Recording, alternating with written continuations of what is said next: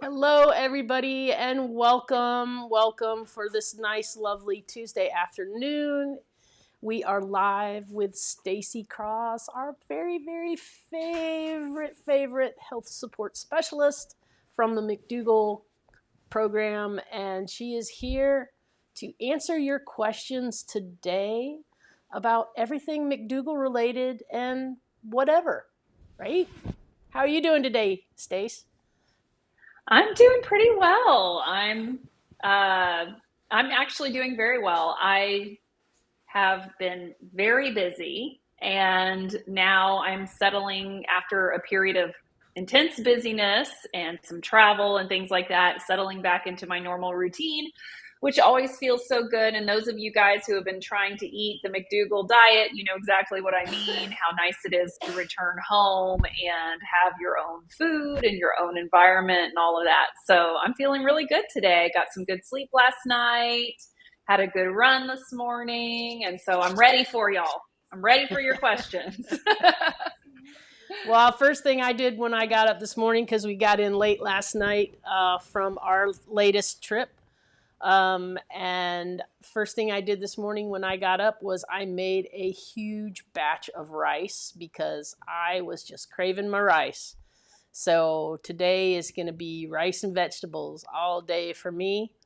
Kathy is a bit under the weather and will not be joining us. She has probably what I had the last time, which was a bronchitis kind of thing. She has a doctor's appointment this afternoon that we'll be taking her to so we can get that confirmed. But, all this travel, and we were thinking on the way home, we hadn't traveled in like 4 or 5 years. And now we're traveling all the time. And it's like, is this like our body going, I'm not used to all this. I'm not used to to fighting all this stuff off, and you guys need to like help me fight this off. You're just throwing it all at me and I can't handle it. And we kind of feel like that's what's going on. What do you think about that? I think that's right on. And it's we're seeing it a lot. A lot of folks coming down, especially this time of year. It's respiratory illness season, guys. And so anytime you're traveling really in the winter months, you are going to see a major uptick in the respiratory illnesses, and they're all out in full force right now. You've got Mm-hmm. flu and RSV and COVID and all of that. I had a couple of friends of mine, acquaintances really, that have succumbed to COVID in the last couple of weeks. And I, even as a medical practitioner, I'm like, wait, what? COVID? Really? Right.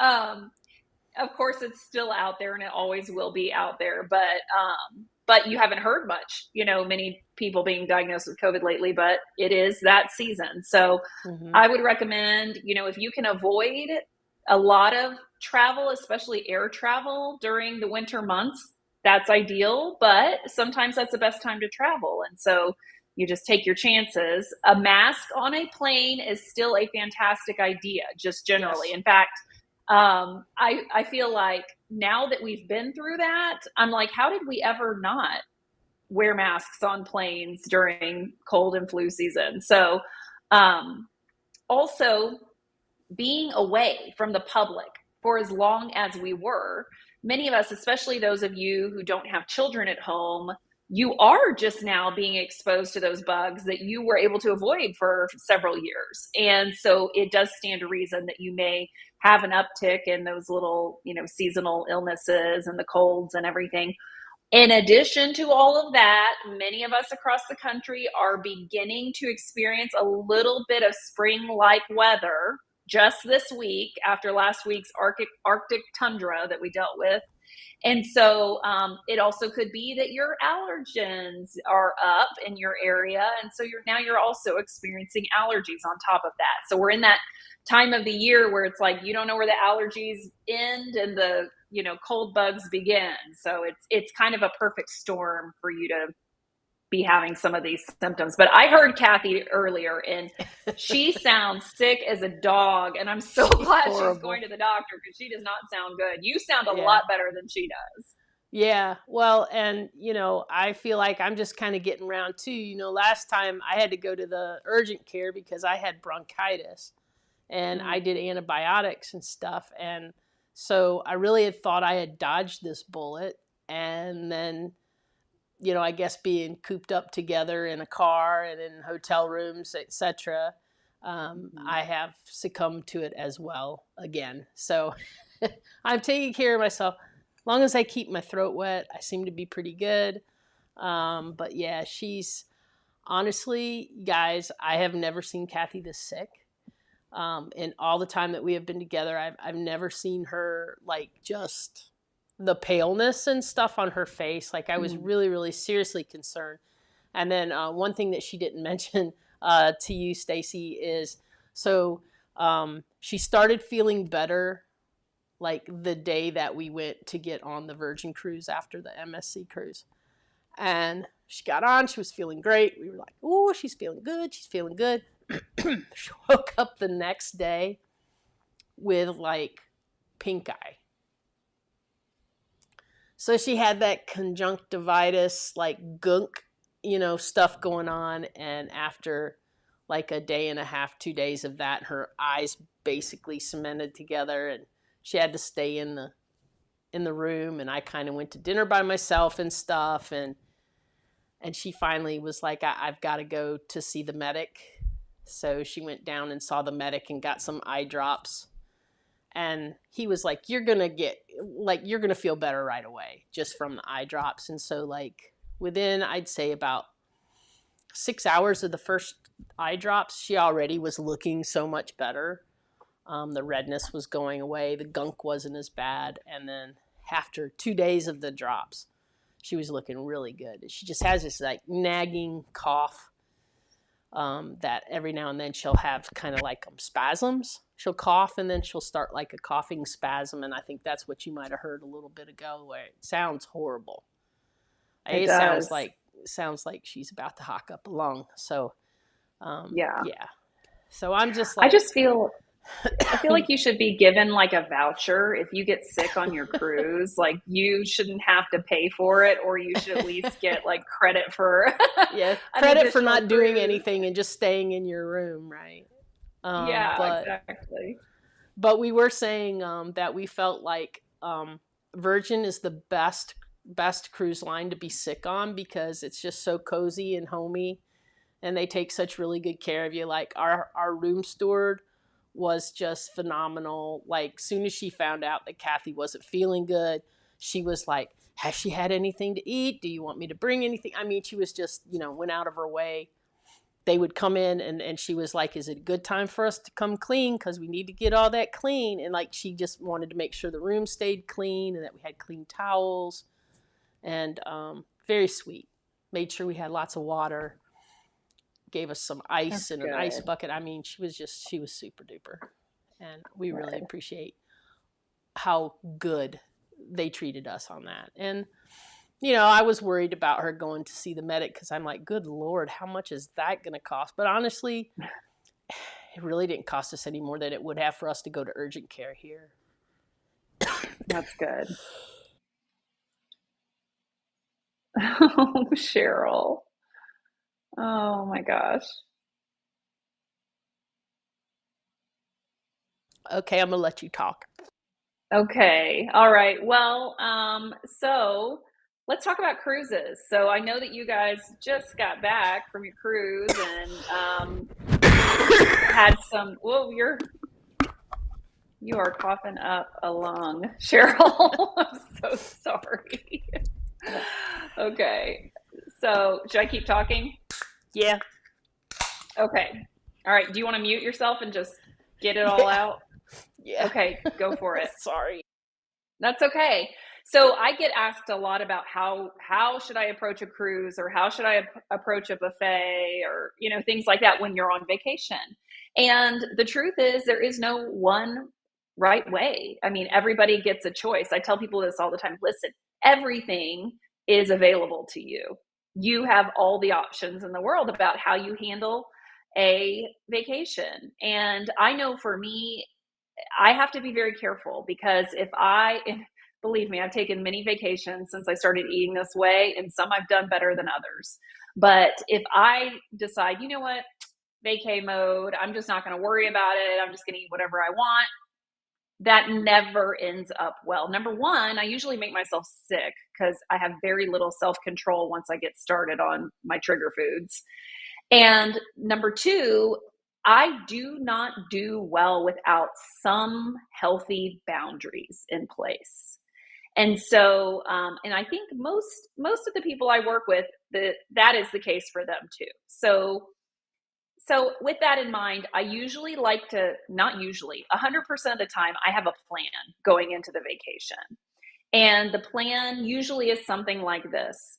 Instead of trying to do the McDougall diet perfectly on vacation, I tell myself, I am going to do the very best that I can with the choices that are available to me.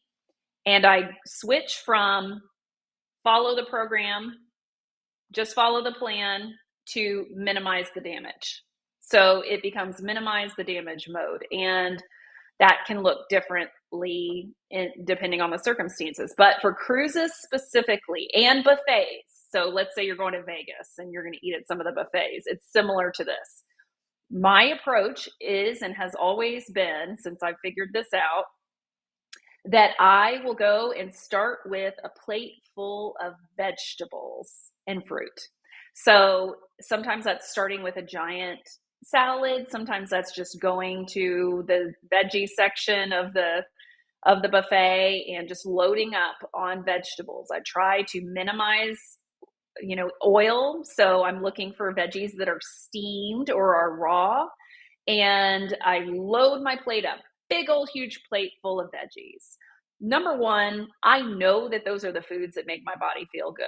And number two, they help fill me up to the extent that my next course, I don't need a ton to fill me up. So I start with my giant plate of veggies. Then I eat all that. My next plate is my starches. So I go back and I'm looking for bread and pasta and rice and beans and corn and those types of things. So starch, my healthy starches, again, minimizing the oil as much as possible, trying to avoid all the animal products, that kind of thing. And I eat, a plate full of starches. And then at that point, I'm getting pretty satisfied and pretty full. If I want more starches, I can always go back and get more if I want fruit, whatever. But at that point, for me personally, I allow myself to go back and get some of the other things. So things that are not vegetables and fruit and whole plant starches, things that looked good to me that I want to taste, but because my stomach's almost completely full, I don't need a lot of those things. So it's things like a little sliver of chocolate cake or maybe a piece of pizza or, whatever it may be. Now, I do tend to be vegan.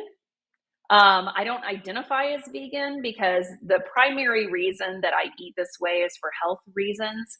And I'm so grateful and excited that it also impacts animal welfare and the planet and all of that. But vegan is not the label I choose to assign to myself, but I do tend to eat a vegan diet. So even when I'm going back for those little special bites of things, they're usually plant-based, but oftentimes we'll have oil or nuts or, things that are much, much richer than I normally eat. And I let myself have a few bites of those things just so that I don't feel like I'm really denying myself anything. And when I eat that way through a cruise or through a buffet, I will maintain my weight and sometimes even lose weight, which is like almost unheard of. But some of you guys have had that happen before where you go on a vacation and you come back lighter. It's like the best feeling in the world. Much better than eating all the stuff. So that's the approach that I usually take. And I would love to hear about how you guys did, Cheryl, on your cruises, just if and when you're able to report back. Have my trusty Ricola, so Good. I'll probably be okay. So we went on 2 back-to-back cruises. The first cruise that we did with Elizabeth, who's here, and she can chime in as well. I felt like it was a little harder to eat vegan on the MSC cruise. I felt like whatever they gave you for dinner was what was also in the buffet. So whatever was in the dining room was also on the buffet. It was a very small section of vegan things. It was usually Indian dishes, and whatever you had for dinner, that was what was for lunch the next day, and sometimes even that night for dinner as well, in the buffet. They didn't have like, I was surprised that they didn't offer more like tofu options or anything like that. They had, a couple different curries that they did. They were just vegetable curries. They had potatoes and some other vegetables in it. So I mean, it was decent, but the variety wasn't there, and the variety was kind of boring. They did have a huge salad bar area, and you could do okay there, but it was much harder to eat on the MSC than it was on Celebrity or Royal or even Virgin. And in fact, every night, like on the menu, they had a couple different things. And every night I basically got pasta and marinara sauce, all 3 nights for me, because everything else just was like either going to be too spicy or just didn't look good to me. So it was kind of rough on that one. I'm pretty sure I lost weight on that cruise. Then when we moved over to Virgin, it was a little easier. They have an awesome vegan menu there. And the first night I did test kitchen by myself. And no, actually the first night Kathy did eat dinner with me, and we ate at Extra Virgin, which is their Italian restaurant. And they had like a eggplant parmesan was their vegan and gluten-free option. So nice, right?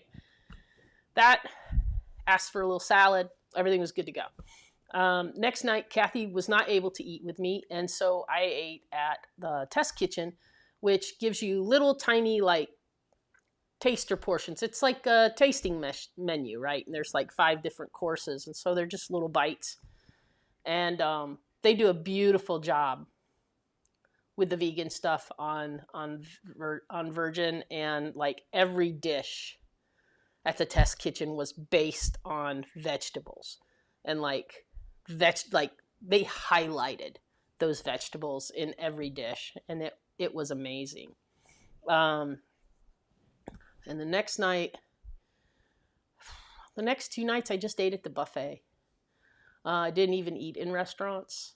I just, grabbed some salad, and then one night I treated myself to an Impossible Burger, but eating by myself, it was a lot different, right? So I was just like, I'll just grab a little something to keep me from being hungry all the time. And so I really didn't go crazy or anything like that. It's a little harder with Virgin not having a buffet,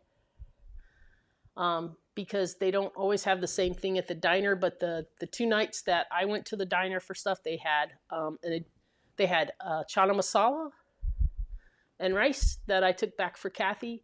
And they also had like peas and carrots. I love some peas and carrots. So I had peas and carrots on rice. I was perfectly content. They looked at me like I was crazy, but I was like, no, this is great. They were like, you don't want to eat them. I'm like, no, this is perfect. Thank you. So I had a big old plate of peas and carrots. Took that up to her. But yeah, I mean, I feel like it's really easy to not overdo it. And like you said, like if you are going to go to a restaurant and you feel like, you look at the menu and you're like, that's going to really tempt me, go hit the salad bar. Just hit the salad bar first. And it always helps. It really does. Yeah. Great. Sounds like y'all did a great job. Kathy lost 7 pounds this trip, so. Unbelievable. But yeah, I had, Elizabeth was commenting that I had pasta with marinara all 3 nights. Let's see, and TS has a question. Mm-hmm. Never been on a cruise. Can you bring any small instant pot with you? Also, can you request just plain baked potatoes ahead of time? TS, I think that's going to depend on the cruise line. Now, you're not going to be able to take an instant pot on any of them. An appliance like that's not going to float. And as far as requesting baked potatoes ahead of time, it depends what cruise line you're on. Now, if you're on Celebrity or Royal, as I understand it from Elizabeth, it's pretty easy to get a baked potato or something like Yes. that. They almost have them every day, like lunch Yes, and they dinner. do. Yeah, they do. And rice. It's very easy to get steamed rice as Mm-hmm. well. So you don't need to bring an instant pot. I mean, cruising is one of my favorites for this reason. I have no trouble getting the right foods, but Royal Caribbean for us has been really great. You can get steamed veggies and steamed rice and baked potatoes and oatmeal every day. Mm-hmm. And pasta, steamed pasta. Yep. Yeah, they always seem to have a pasta selection. Mm-hmm. The only thing you need to check is to make sure that it's not fresh pasta that they made that they have egg in. But other than that, most of Oh. them Mm-hmm. have the box stuff that they make and steam up, Mm-hmm. so that's pretty good. Mm-hmm. Let's see. Let's make sure we haven't missed any other questions. Folks are talking about dodging being sick. Jennifer says, I just flew from Tampa to Seattle last week. I wore a mask the whole trip. I was the only one wearing a mask on the plane. It's worth the inconvenience to get avoiding sick. And like you said earlier, I just like how is everyone not wearing masks on a plane now? Like Yeah. I don't understand. Like I feel like that's a given now, right? I mean, we all kind of Yeah. learned that. Except I have to say, I just flew last week, and I am one of these like forever mask people on planes. Now that this has happened, now that we've been through COVID, I'm like, there's no reason I would not wear a mask on a plane. Like this is my life now. I completely forgot to bring a mask, and so I flew Oh, without one, oh and no. I feel like I dodged a bullet so far, you know. Right. But yeah, yeah, I just like I guess maybe a lot of people are just like they're getting there and going, oh crap, I forgot my mask kind of thing. But I yes, think um, I try to keep a mask in like two different things when we travel now, like one in my backpack and one in another bag, and so that I just kind of have them everywhere.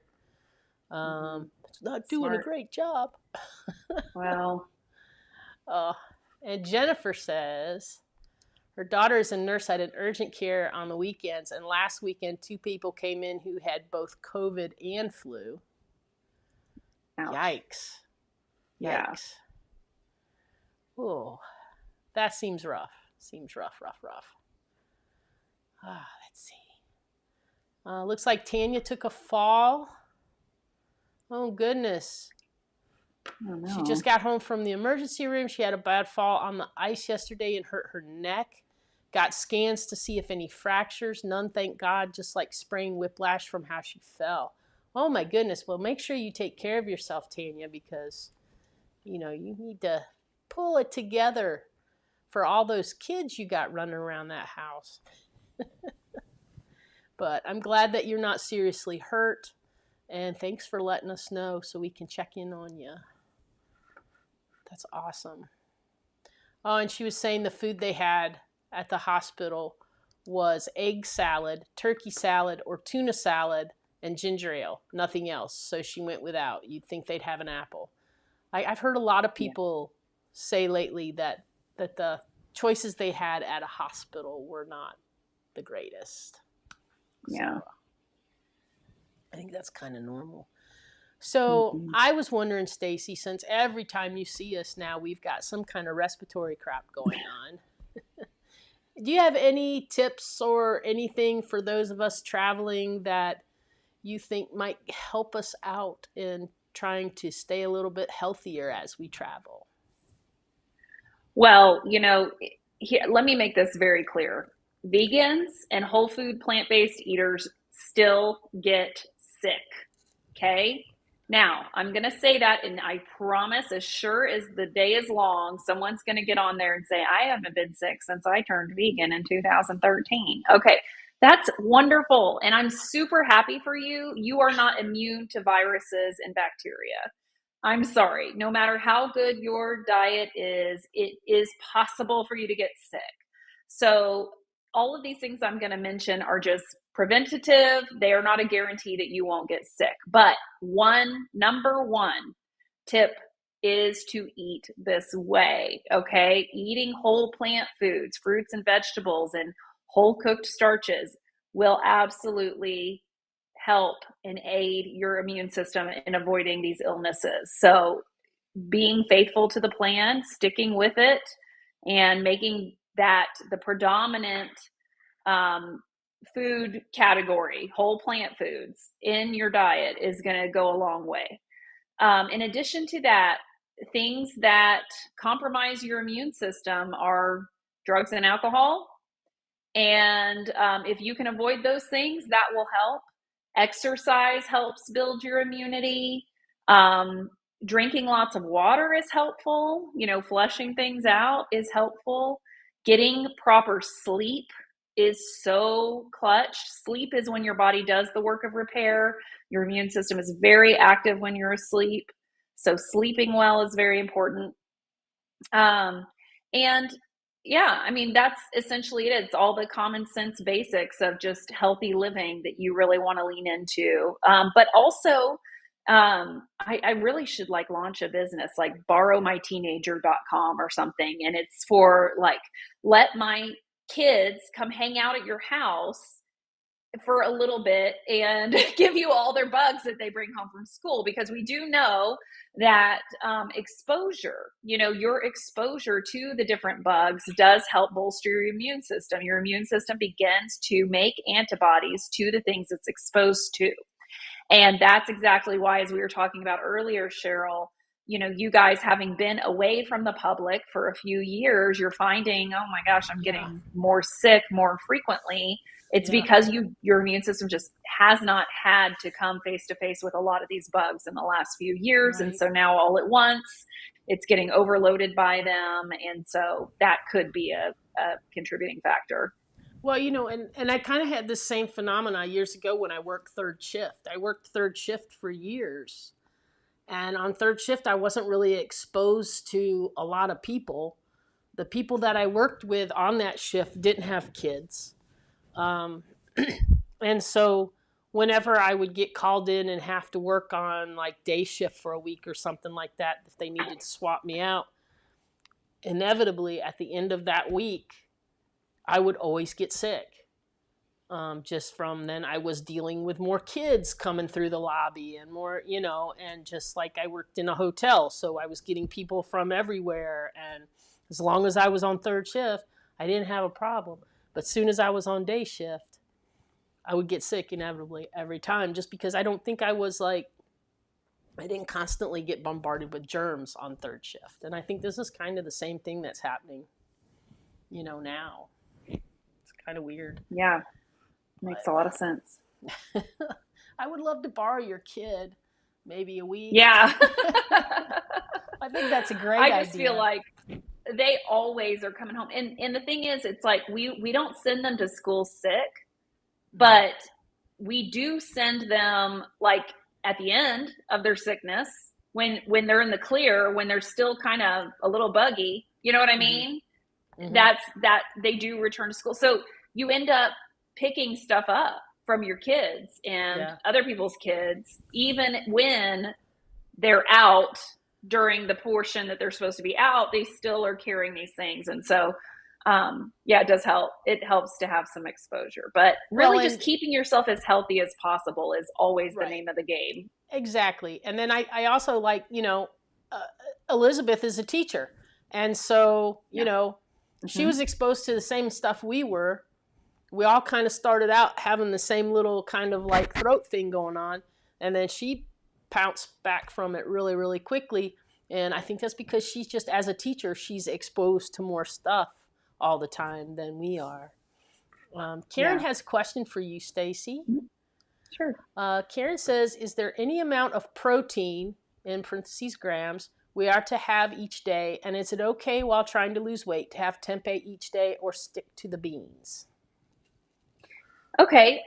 Well, in terms of the protein recommendations, the current sort of consensus among the major medical bodies in the United States right now is that it's a recommendation of 0.8 grams of protein per kilogram of body weight. And the way that you figure that out is you take your body weight in pounds, whatever it is right now.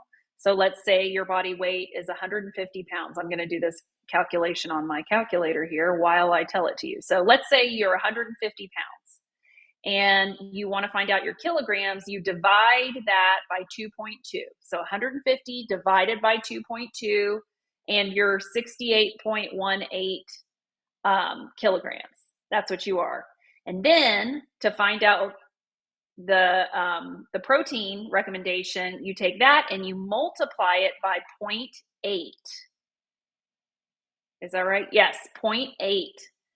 And so then what it comes up with is 54.54 grams of protein, which is 55, if we're going to round up, 55 grams of protein a day for a 150-pound person. Okay. And so your protein target is going to be dependent on your weight, but you take your weight in pounds, you divide it by 2.2 to get your weight in kilograms, and then you take that figure and you multiply it by 0.8, because the recommendation is 0.8 grams of protein per kilogram of body weight. So that answers that. Tempeh, I believe, is sort of just a brick of chickpea, basically, right? Isn't that right? It's like a chickpea loaf.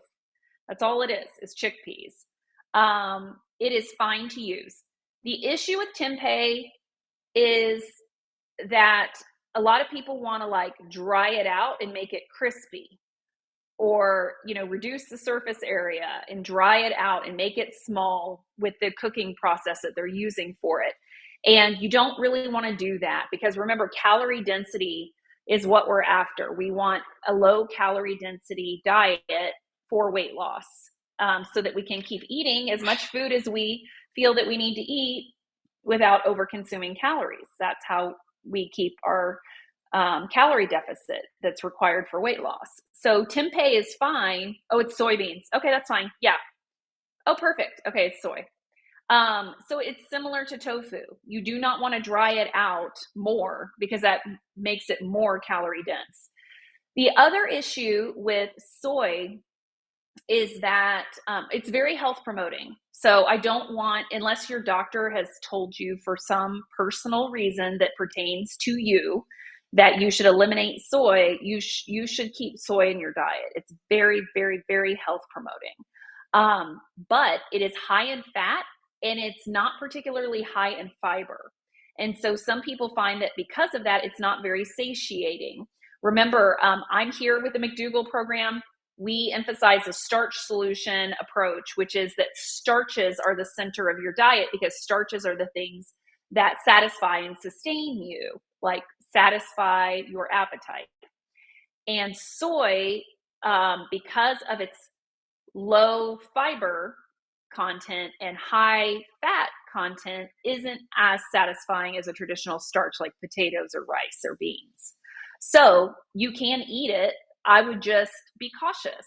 Be cautious, knowing that you don't really want to be replacing a lot of the starches in your diet with soy, because soy just won't satisfy you as well as starches. But soy is low in calorie density. Soy products like tempeh and tofu and soybeans, they are low in calorie density, so they can definitely be a part of your weight loss menu. It's just that you don't want to eat them so much that you're crowding out starches, which are the things that will sustain you.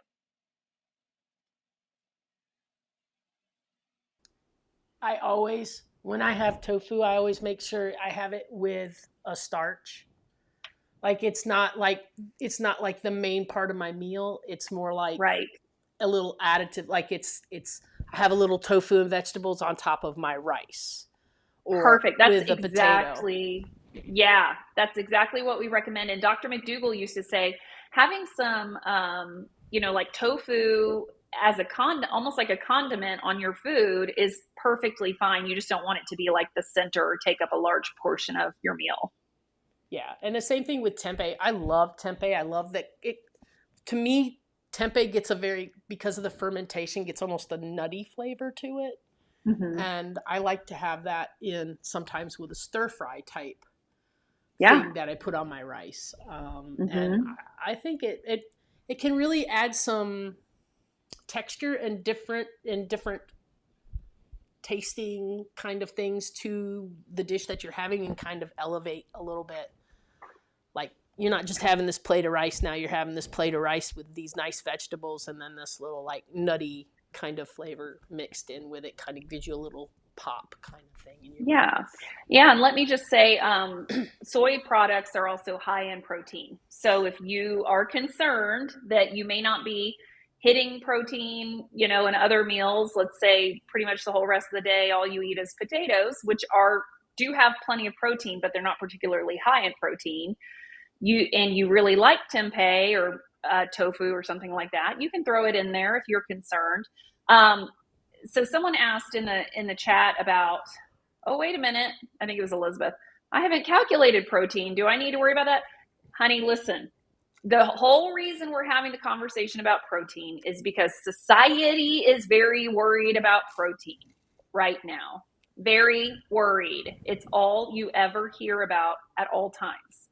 And so I am speaking to those of you who are concerned that you want to make absolutely sure that you're getting all the protein you need. I'm trying to show you it is not difficult to do. Those of you who have already been eating this way and you're feeling great and you haven't been counting protein, do not need to start now. Okay? So don't let this create a complex in you, but just know that I am speaking to the general population that is very, very overly concerned about protein right now. Oh, like like you hear it everywhere. So I Yes. actually overheard a conversation when I was waiting in line at the salad place on the ship where this lady was ordering for lunch for her and her husband and she was saying what she wanted and then she turned around and it's like people don't say what meat do you want anymore or do you want chicken or do you want beef or whatever. They're like, what protein do you want? And she kept saying what protein do you want? And he said, I don't want any protein. She's like, but you have to have protein. And I mean, he was just like, I don't want anything. I just want a salad. And she's like, no, you have to have something. And like, Yeah. he had already asked for chickpeas and stuff. And I was just like, dude's covered. Like, but Yes. she was just insistent that he had to have something. And he goes, no, he said, seriously, I'll make up for it at dinner. And then she was like, okay. But she was just really upset with him that he was not Yeah. picking the protein. And Yeah. I thought it was Bless his heart. that was kind of weird because Yeah. I've heard that a lot now, and I see it in restaurants and stuff now. They'll instead of asking like it used to be, do you want chicken with that? And now they're saying, what protein would you like? Right. Here's your Yes. protein choices. It's the big Yeah. buzzword again. It is. And what's difficult is that you can't make people use like reason and logic on this. And I don't mean to be like condescending at all to these folks, but like often people are asking me in my role at the McDougall program, like, they're very worried about the protein. And they're like so concerned that if they don't eat it, really prioritize protein, breakfast, lunch, and dinner, like they're going to die, basically, Right. is what they're worried about. And I'm sitting here talking to them and I'm like, I have been eating this way for 8 years Right. and I lift weights and I'm a distance runner and I am fine. I am thriving. I'm the healthiest I've Right. ever been in my whole life. And you would never, if you saw me in person, you would never go like, wow, she's suffering with protein deficiency. But like you can't like, and it's so relatable. I know I'm like this with certain things too. It's like you could line up 150 people and they're all fine, but like somehow I'm convinced that it's going to like destroy my life. You know what I mean? Whatever it Right. is. And I think it's by design. I think our brains are meant to make us. We're actually reading The Pleasure Trap right now. The McDougall alumni and I Uh-huh. are all doing a book club together. You know about this, Cheryl. And we're reading The Pleasure Trap, and they talk about this in The Pleasure Trap about how you're actually designed by nature to think you're not getting enough, because for the vast majority of human history, that was the problem. We weren't getting enough. We were at risk of starving to death at all times. And so your brain is programmed for you to think, I'm not getting enough. And as soon as I have access to food, I better eat as much of it as possible and as rich a food as is available to me. So it's natural. I think it's innate that we think that our issue is deficiency, when really right now in the world that we're living in today, our issues are issues of excess, of too much protein, too much fat, too much sugar, and too much salt. So the one other thing I wanted to say about that is that, oh my gosh, what was it? I lost it. Oh, it'll come back. I'll just shout Protein. when it does. Protein. Yeah, it was about protein. What was it? I don't know. It'll come back at some point and I'll throw my hand up. But yeah, does that make sense? Does that help a little bit? Yeah, and it's been something that has been creeping up, and people talking more and more about it over the years. I mean, there's a book that Howard Jacobson did with, I can't remember the doctor he did it with, but it's a proteinaholic. Oh, Garth Davis. Dr. Garth, Garth yeah. Davis. Yeah. He and Howard wrote that book together, and that's very interesting. And that was a while ago that they wrote that. So, Yep. I mean, this has been kind of going on for a while, and I think it's just kind of like just kind of taking over everything. It's like, it's not that we don't have anything else to worry about. I remembered what it was.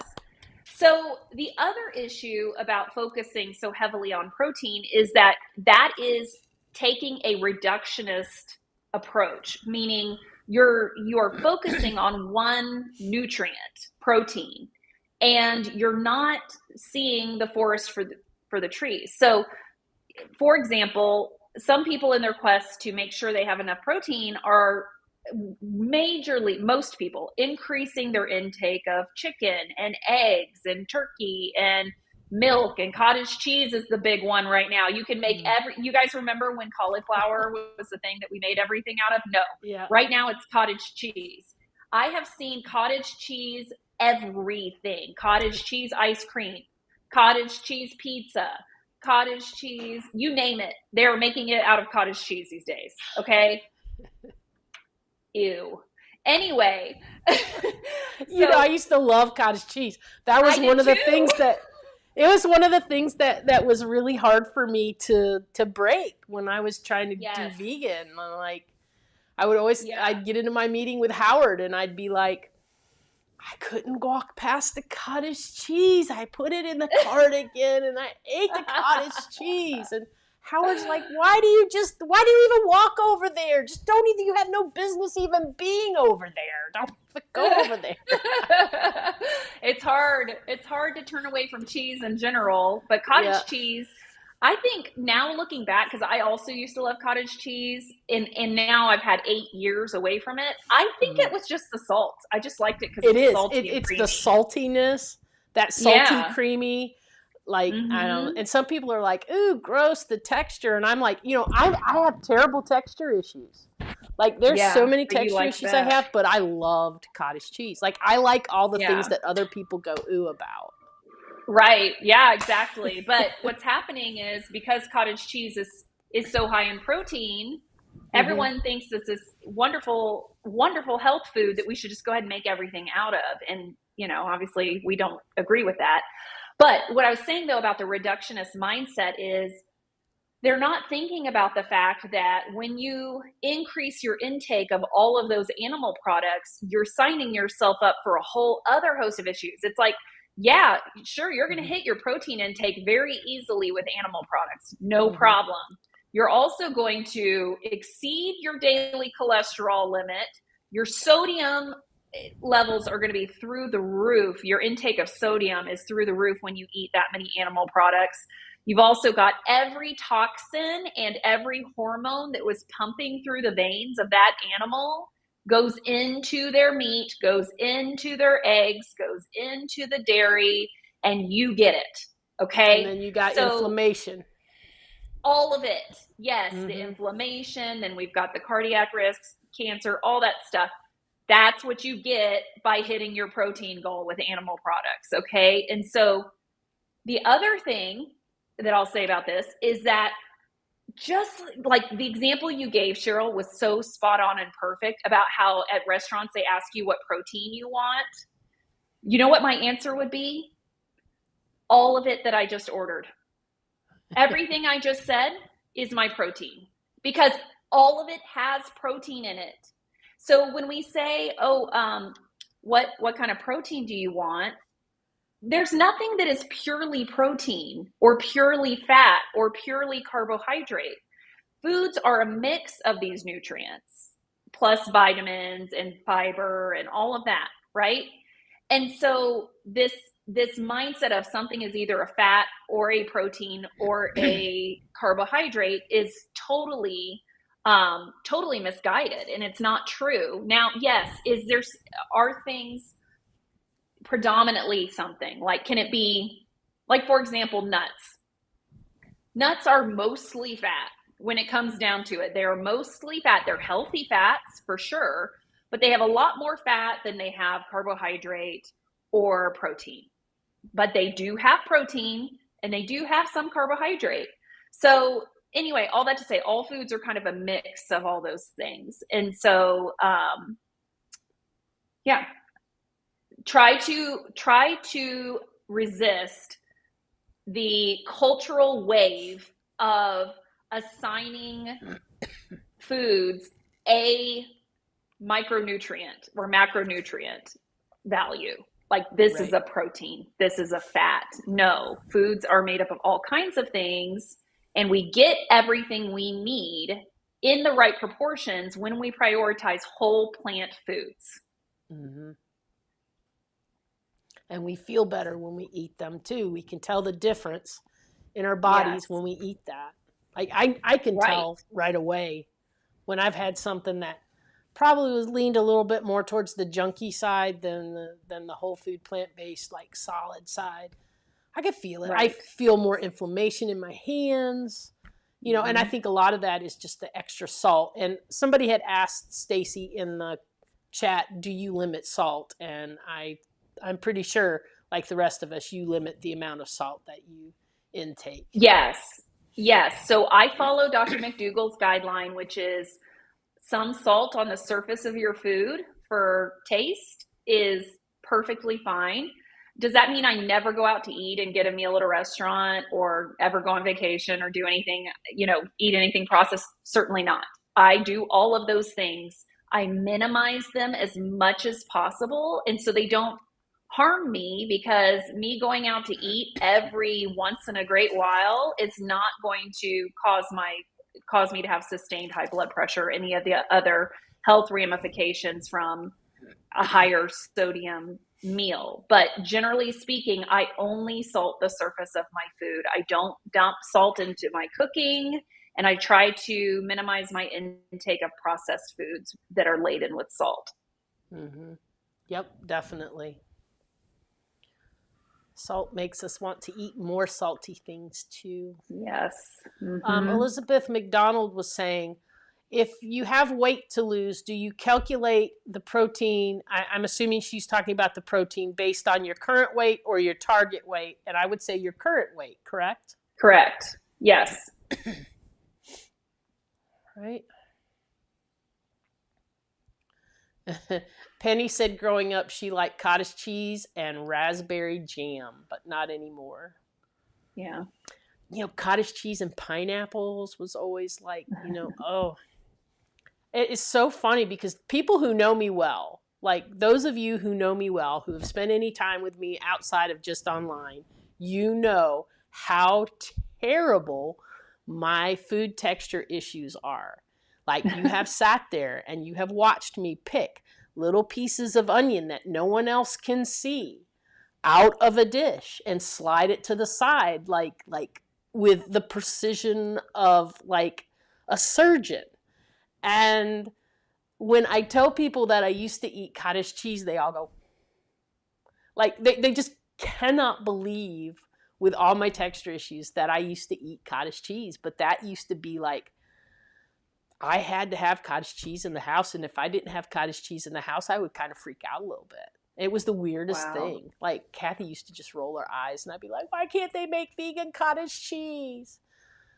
I bet she could make you some. You need to challenge her to come up with a vegan. She did make me some. She did make me some, yeah. But the sheer amount of salt that I would have to put in it for it to actually taste like cottage cheese to me just made it not worth it. So that was a one-time thing. And I was like, yeah, I can't do it. My brain works better now. And Video 1000 Nights says, does Stacy think being on a low-fat diet makes our body more efficient than it was prior at storing fat when we do eat it later? No. Okay. No. Hey, you know what? I know that you think your body's judging you. It is not. Okay, your body has ways that it does things, the ways that it stores fat or doesn't store fat is not based on your behavior. Okay, and eating a low-fat diet, no. So when you store fat, it's because you are in a calorie surplus. You are taking in more calories than you are burning.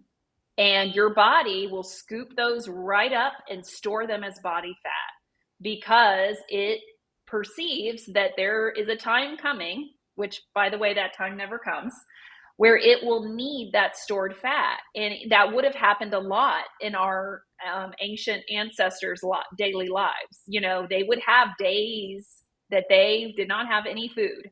And so that stored body fat was there to make sure they didn't die. Your body didn't get the freaking memo on that. Your body does not know that you are not at risk for starving anymore. And so that only fat storage, bottom line, just like you can take this to the bank, only happens with calorie surplus. And people will tell you all the time, like, oh, well, if you're eating a keto diet, meaning if you're not eating any carbohydrates, then your body will turn into fat burning, and it'll burn that fat so much faster, and that's how you should lose weight. It doesn't matter. You lose weight through a calorie deficit, you gain weight through a calorie surplus, and you maintain your weight through an average calorie equilibrium, meaning what's going in is the same as what's going out on average over the course and span of days. Mm-hmm. Not every day. Some days you may be in a calorie surplus and some days you may be in a calorie deficit if you're eating naturally. It all works out in the end. Mm-hmm. And, you know, my body didn't get the memo that, hey, the air conditioning's on, that's why you're cold and you don't need to act like a chipmunk and store everything up because you're not gonna freeze to death. Right. Like it's so I notice when it gets cold outside, that I all of a sudden I like start craving maybe richer things and a little bit larger portions of like rice and things like that because my body keeps sending some signal that, you know, you need to store it up because the winter is coming. But so it doesn't really Cheryl, let me speak to that real quickly because that's something that comes up sometimes in the program is we'll have people who have some body weight that they're trying to lose, body fat, and they'll start eating the McDougall diet and prioritizing fruits, veggies, and water-rich cooked starches, and they're going along just fine. And then they'll come to their meeting with me and say, Stacy, I'm just like hardly ever hungry. I'm like not not hungry at all. And I just keep making myself eat because I know I have to eat. And what do I do? And I tell them, don't make yourself eat. Do not. Because your body, oftentimes when you start eating this way, recognizes, oh, hot dang, I'm finally getting what I need to do the healing that I need to do. And your body will prioritize burning the fat on your body over taking in new calories. Because, believe it or not, your body does want to be slim and trim. Your body wants to get down to homeostasis. It wants to be functioning optimally and all of that. And so, if you are carrying some excess body fat and you find that you're not hungry, this is why we emphasize so strongly leaning into your hunger and fullness cues and trusting that, not what MyFitnessPal tells you you need to eat, not what so and so expert on YouTube told you how often you need to eat, or when you need to fast and all that. No, none of that, because your body is the most reliable communicator about what you need and when you need it. And so if that means you don't get hungry till 11 o'clock or noon, go with it. If it means that you're hungry at 7 in the morning, go with it. And it's not going to be the same every day. Mm-hmm. There are hungrier days and less hungry days, and it's all based on what your body needs. Your body can be trusted if you will slow down and take the time to listen to your hunger and your fullness. Yeah, there was a couple days last week where I was just like, God, I am still hungry. And I'm just like, why am I still hungry? And then 2 days of just constantly feeling hungry. And then the next 2 days, I was like halfway through the day and going, I'm really not hungry yet, right? Like my body just kind of was doing what it needed to. It needed that extra food for something. And then it was like, okay, we're done. And then I just wasn't hungry. Mm-hmm. And so I just didn't, I didn't eat anything. And you handled that perfectly, Cheryl. That's exactly what we want you to do. The thing that I see people do is when they have those 2 hungrier days, they sort of panic and they're like, oh no. And unfortunately, they resort back to restriction because they're coming out of the diet mentality and like, if I eat all this food, I'll never lose weight. So they start restricting, and all that restriction does is prolong the process of your body demanding more and more calories. It instead of taking 2 days for you to get back into what a normal pattern of eating would be for you, it may take 3 or 4 or 5 days. Mm-hmm. And you don't want to do that. You want to really listen to your body. And it, like exactly as you testified just now, Cheryl, it does end. There does come a point where you are satisfied and you are full and you won't feel like so ravenous and crazy. But that only happens after you listen and go with the signals your body's giving you. My life has changed completely since I actually learned how to listen to those clues. Well, the fact that I can even listen to those clues now that I'm not taking Ozempic or anything that's artificially messing with that, because it really did kind of mess with my hunger clues a lot. But now that I don't take that and I can actually feel my hunger cues, like I trust them completely because I have not been led astray. Like if I'm hungry, I'm hungry. And I will keep eating until I'm not hungry. And then I see myself just regulate, right? And then a couple days, I'm like back on my normal kind of thing. Like today, I woke up. I was like, I'm not really hungry for breakfast. I went and made rice. By the time the rice was done, it was lunchtime, and I was ready to sit down and eat a bowl of rice. So and then I was ready for it. And my stomach was going, hey, that rice smells good. Let's have some of that. So learning to feel that and to listen to that has made a huge difference in my life. It really has. You are like a brand new person, Cheryl. I mean, it is such a delight to sit here and listen to you talk about trusting your body, because you remember just as well as I do, Yeah. that was a hard fought victory. Like Yeah. you really struggled with that. I mean, you have always been very willing and Hmm. very trusting. But at the same time, you always voiced your trepidations about like, I always are second you guessed it. sure? Always second guessed it. Yes. Yeah. So it's so nice to hear, you have this confidence. And the thing is, look, here's the deal. You and Kathy have both shared that you have struggled back and forth, that it always hasn't been easy. Your Hmm. weight's not always gone in the right direction. And which is, by the way, like the journey, the real journey that everybody Hmm. goes through. That all of that is completely to be expected. But what we don't emphasize enough as people in this culture is the value of practicing these things over the long haul. If you Hmm. had just turned around and lost all your weight in 6 months, like as fast as you possibly could have, think about all the lessons you would have missed and all the Yeah. tools that you now have in your tool belt that you wouldn't have picked up. And now it's like when it happens for you, it's real and it's going to Hmm. stay and you're going to be able to sustain it because you have maturity in this and you have experience and so many tools to cope with all kinds of things now. Yeah. And the thing is too, and I'm also more willing to listen to other people going through the same thing. So I do not feel like I'm an expert by any means. I can only Right. tell you what I've experienced. But then I learn things from other people. I learned things from Elizabeth, who's went through this Mm-hmm. after me. But I still learn things from Elizabeth about Yeah. how she's doing some things. And I'm like, wow, like I think about it and I'm like, that really makes sense. And I'm going to try to do that for me some this.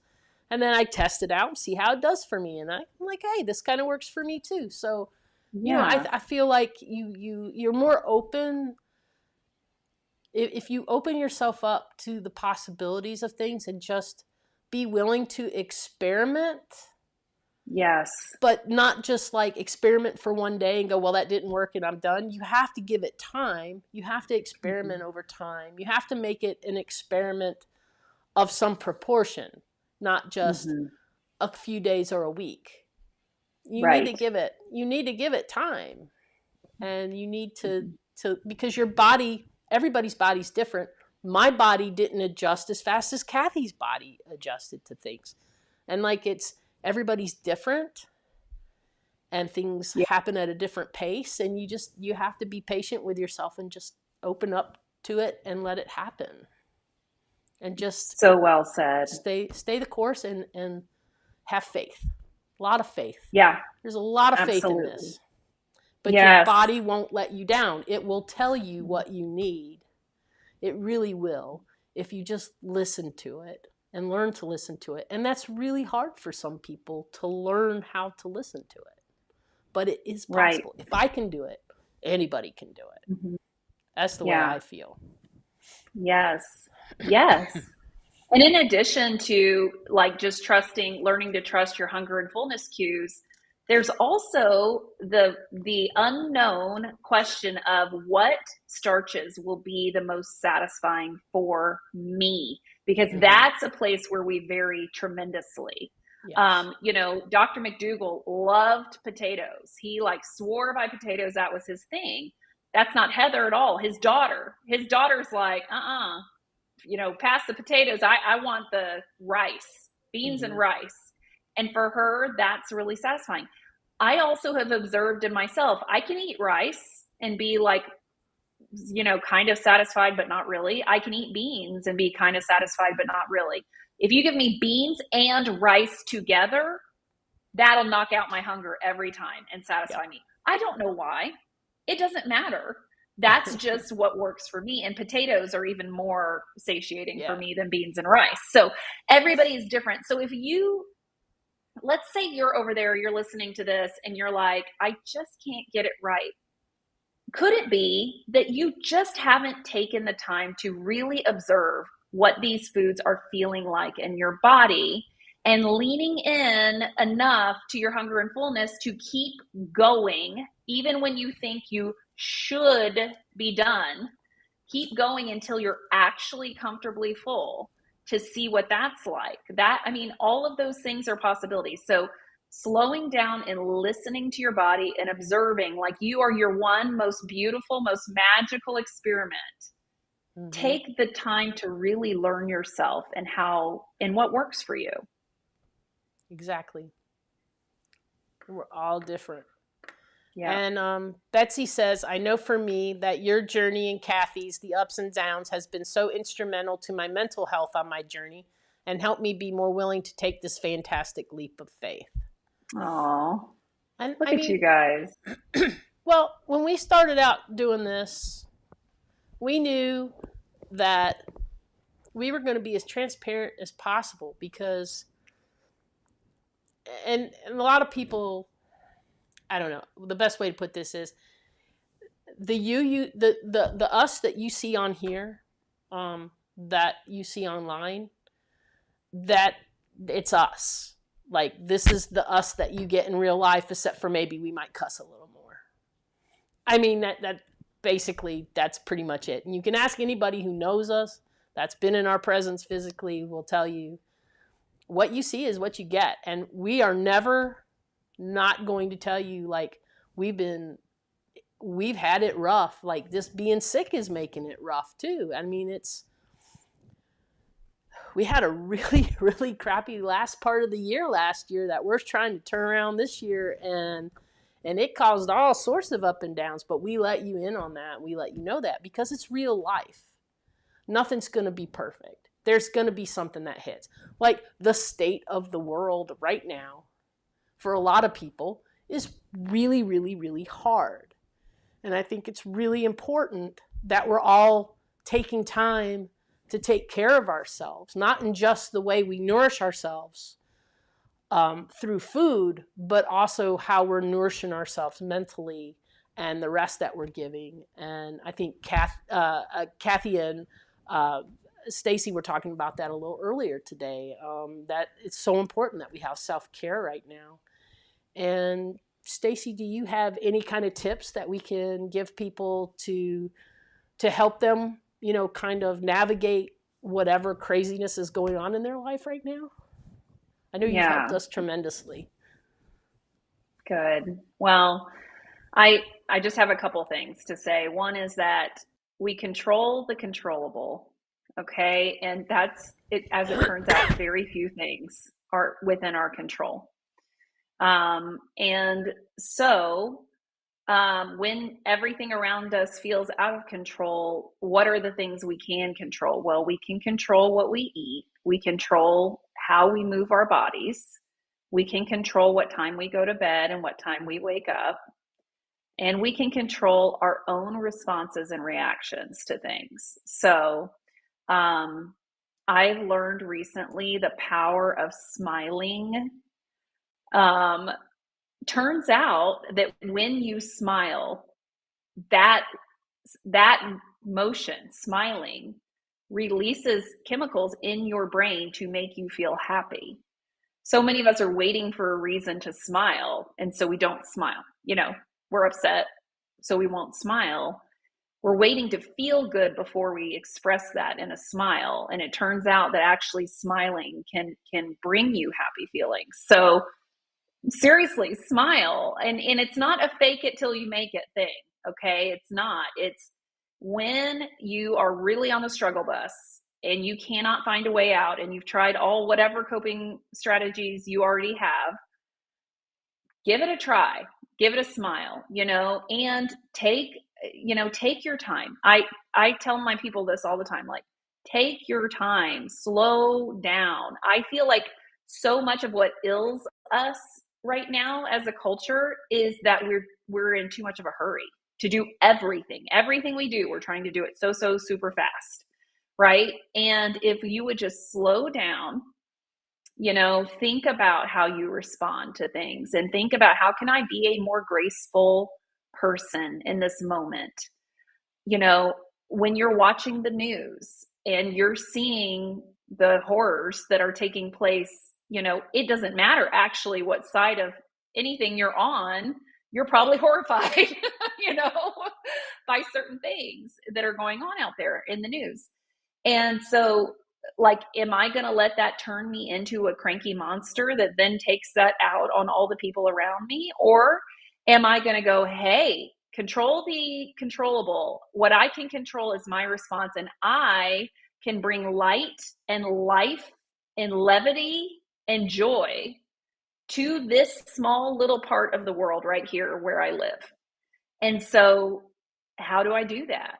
And I really believe that energy begets energy, attitude begets attitude, meaning if you choose a positive response, if you choose to be, positive in the energy and the, emotions and everything that you're putting out there, you get that back. And soon you start to really feel it. You start to feel positively. So that all is very frou-frou, kind of like abstract type of stuff. I hope it is helpful to some people. But the one thing I keep telling people, as you can imagine, people are showing up to their check-ins with me and with Tiffany all the time saying, how distressed they are over what's going on in the government, with the world, politically and personally and all these things. And I say to them, and again, it does not matter where you stand politically, think about, I'm referencing your opponent, okay? Whoever you disagree with, what I say to people is, listen, you believe that that person has already taken so much. Don't give them this too. That is the phrase I keep saying to people. They've taken so much. Don't also give them your health, your well-being, your sense of peace, your sense of calm. I refuse. I refuse to give control of those things to someone else, especially someone I don't like. Right? Yeah.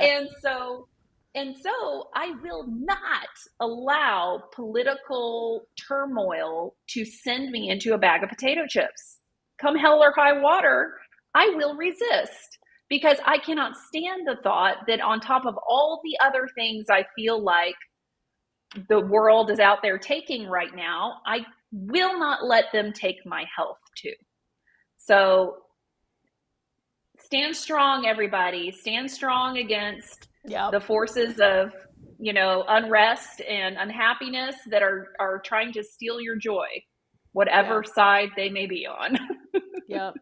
And it's, even the slightest little bit of, if you can't muster it for yourself that day to smile or whatever, and you go to the grocery store, you go wherever, take the time to say something positive and nice to your cashier, to your wait person, whoever. Say something nice to them. Say, I hope you're having a great day. How are you today? Sometimes people just want to be heard. And if you look at them and say, with genuine, not just the, hey, how you doing? If you look at them with genuine care and say, how are you doing? It can change their entire day. And seeing them light up and seeing them just relax and just, say something nice to you back, or even if they just kind of vent about something, you've given them the opportunity to do that in a safe space. And now you've brightened their entire day. You've changed the trajectory of their whole entire day. And without even knowing it, changed the trajectory of your whole entire day, because now you go, hey, I really made that person feel better. And that's going to make you feel better, because most of the people here are very giving and kind people, and they want to do good for other people. And we have to find those little ways that we can do that right now, because it doesn't just help them, it helps us too. Yes. It's the butterfly effect, right? Isn't that what it's called? Yeah, it is. Yeah. We saw that a lot on our trip. We went out of our way to say, to say hello to people, or to say, I hope you're having a good day. And this thing that Kathy started doing now, whenever we go, like on the way home, we stopped and got lots of smoothie bowls, like the acai bowls, things for our throats and stuff. It just felt nicer to have that. And so every time we would leave, Kathy would always say, I wish you nothing but good customers today. Oh. And they would always just light up, and you could just tell that the rest of their day was going to be great. Like, no matter what got thrown at them, they knew that somebody wished them a great day and an easy day at work. And so you could just see them light up sometimes. It was very nice. And it feels good doing it. Yeah, it does. It's so wonderful. And like you said, it makes you feel good. And can I just do like a quick little shout out to a relative of mine? Yeah, go for it. Probably not listening, but this is my dad. So this whole thing has my dad written all over it. And my dad is like what most of us would consider like a very important person who has a very important job and is, esteemed and looked up to by many, many people, many of his colleagues. And in his field, he is, a pretty important figure, but never in my whole life of knowing him have I ever seen him ever even once act too important for anybody ever. Mm-hmm. And he greets everyone, and he conveys love and interest to absolutely everybody, and everyone loves him. He is just the most special person. And what I love the most about and now, as an adult, I observe him and watch him walk through the world and see how he interacts with people. And I have such an appreciation for it. And what I love the very most is I see him light up. Like, they're lighting up for sure. Right. But he is just lit up like a Christmas tree by these little interactions, by these moments of humanity, just person to person. It doesn't matter who it is. It literally could be the guy, picking up the trash, anybody. And he's just like, thank you so much. And how's your day going? And all of this stuff. And yes, does it make it like take way longer to walk down the street than you would take with a normal person who doesn't do that? Yes, it does. But it is so beautiful. And watching my dad walk through the world, it just makes me think this is what it's about. This is the stuff that matters. This is actually all that matters, is connection and feeling like person to person. And this, to be honest with you, I think is what's missing. This is why we're in the trouble we're in as a country right now, is we've lost the art of connecting human to human, heart to heart, and it affects everything. So I love that encouragement, Cheryl. I think we all can and should be more like that. So let's do it. and here's a prime example of what you're talking about, of losing that connection. We do so much via chat, right? Mm-hmm. People just chat back and forth. And so if you're chatting with somebody, and a lot of people aren't good at conveying their actual emotions over chat. And then other people aren't good at receiving it in the way it's meant to be received. And so all these arguments start over chat because somebody said something to somebody and somebody took it wrong. But it wasn't ever meant to be that way. But because that conversation was had without emotion, without two people physically interacting, it's all blown out of proportion. And something completely different comes out of that conversation than what it was actually supposed to be. And a lot of times when I hear two people that are like, well, I got ghosted. I said this and then I got ghosted and I don't even know what's been. And I'm like, why don't you pick up the phone and call? Right. Because I suspect that you're both taking things the wrong way and you just need to talk to each other.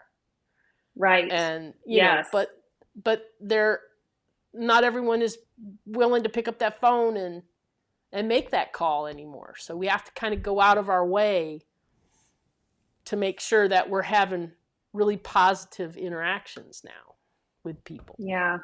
So true. Yeah. It does not, emotions and intent are very hard to convey over text and chat. They are. Even in an email or something. You can't really You can't get the inflection in somebody's voice. You can't, it just doesn't work the Right. same. There's Yeah. something special and unique about human interaction that Mm-hmm. makes us all human. Yes. And there's so much power. I mean, it sounds like such a, um, oftentimes we can interpret the position of like apology as like meek or like weak. Like, oh, if I apologize, I appear weak. No, Right. there's nothing more powerful than Mm-hmm. being willing to say, I'm sorry, or Exactly. that is not what I meant. Like, let me clear. Exactly. I feel like, and I don't even remember the circumstances at all. And Cheryl, you may think I've like lost my mind when I say this, but I feel like this happened one time where I said something to Kathy. Does this ring a bell to you? I said something or I wrote something. I don't remember what it was, but then Kathy came to me and was like, hey, that like kind of hurt my feelings. Do you remember this? That was a long time ago, and I can't It was a remember long what time that was ago. about. I She can't even even was remember. like so graceful. She's like giving me 100% the benefit of the doubt. She's like, I don't think you meant it this way, but this is how I took it. And it kind of hurt my feelings. Yeah. And I immediately, because I mean, I'm just like you guys, like I'm 100% me. This is me in real life. There's like, this is what you get. And like anybody in my real life would tell you, like, I'm a very, very, very nice person and I never want to hurt anybody. And so I immediately was like, oh my gosh, Kathy, I am so sorry that I made you feel that way. And that isn't what I meant. And this is what I actually meant, and all this stuff. But I have learned, especially with my kids, when I've wronged them or whatever, it's almost better to do wrong with the potential for an apology and Mm-hmm. coming back together than it is to have never done wrong in the first place.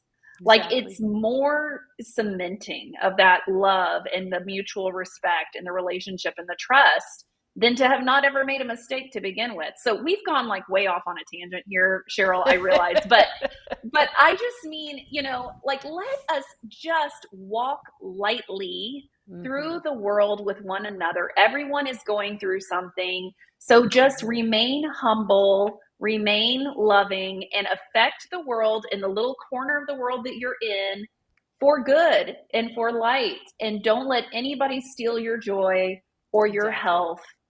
You can protect those things and Mm-hmm. say, I will not allow them to take that too. Exactly. Exactly. Do not let them take your health. It's just, Right. we do what we can.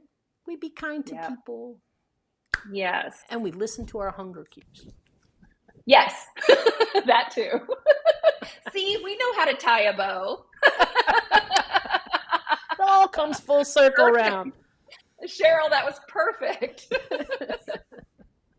Good job. Well, I know it's getting on kind of late, Stace, and we probably need to let you Yeah. go because the kids are probably coming home shortly, and you'll be getting Yes, ready for indeed. the snackage is about to happen for those Yep. big boys. So, Yep.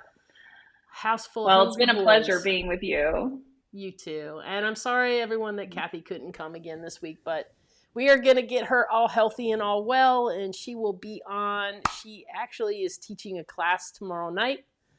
That might be a lot of me being her hands and her telling me what to do, but it will happen. So it should be interesting.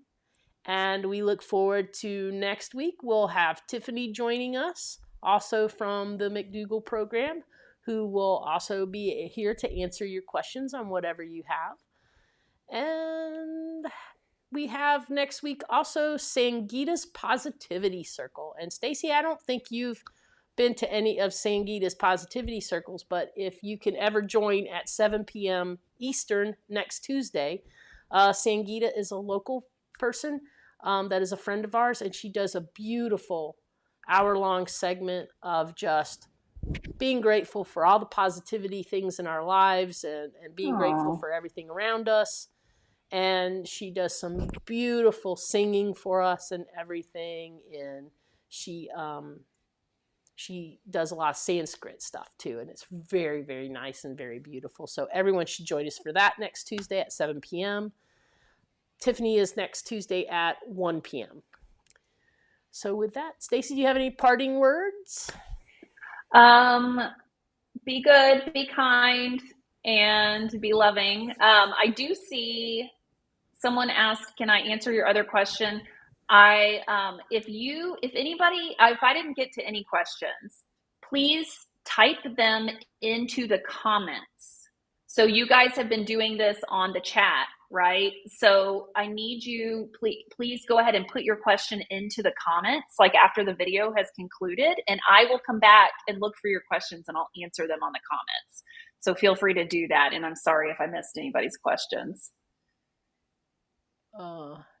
Yeah, I think there might have been another question before the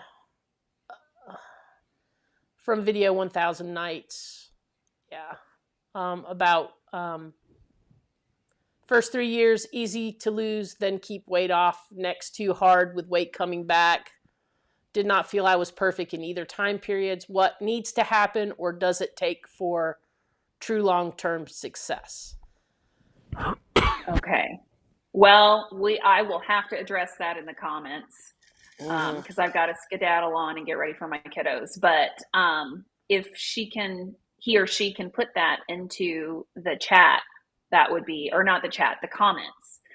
So the comments I can go into after the video has concluded and I can answer them in the comments. And that way everybody gets the answer, much like we did, how we can do it live with the chat here. I can do it after the fact in the comments.